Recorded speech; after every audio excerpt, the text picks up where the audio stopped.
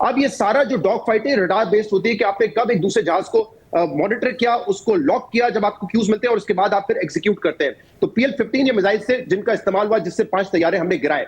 और जो लॉन्गेस्ट हमारा शॉट था उनके किसी फाइटर जेट का, वो मुझे जराये ने बताया कि 98 नॉटिकल माइल्स का था, यानी कि 190 किलोमीटर्स का। तो ये आप सोच सकते हैं कि आप तस्वीर भी नहीं कर सकते कि पायलट को वो प्लेन, कोई भी जेट फाइटर फिजिकली नजर आ रहा हो। तो ये सारा गेम जो है ये रडार पे होता है, कम्युनिकेशंस के जरिए होता है। तो यहाँ पे हमारे जराये बता रहे हैं कि 190 किलोमीटर के शॉट लिया गया था।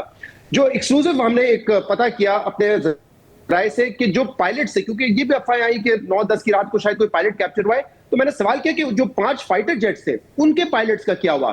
तो ये मुझे बताया गया है कि उनमें से 2 की डेथ हो गई और 3 जो है वो इंजर्ड हो गए, और हमारी इंटेलिजेंस के पास इसकी मुकम्मल डिटेल्स और उनकी प्रोफाइलिंग मौजूद है। ये बड़ी अहम बात है कि 2 उनके जो पायलट्स थे वो उनकी डेथ हुई है और 3 जो है वो जख्मी है।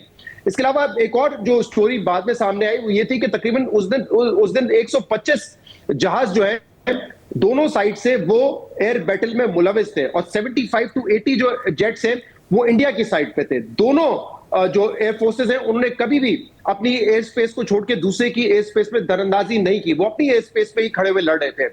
यहाँ पे बड़ी इंपॉर्टेंट बात है शाहजेब कि हमारा कोई तैयारा गिरना तो दूर की बात है, लेकिन उनके जो 75 से 80 फाइटर जेट्स थे उन्होंने एक मिसाइल भी पाकिस्तानी एयरफोर्स और हमारे फाइटर जेट्स की तरफ नहीं फायर कर सके, क्योंकि उनको कोई क्यूज ही नहीं मिले। ये टर्म वो यूज करते हैं कि क्यूज मिलते हैं, इसके बाद आप फाइटर जेट को लॉक करते हैं और फिर मिसाइल फायर करते हैं।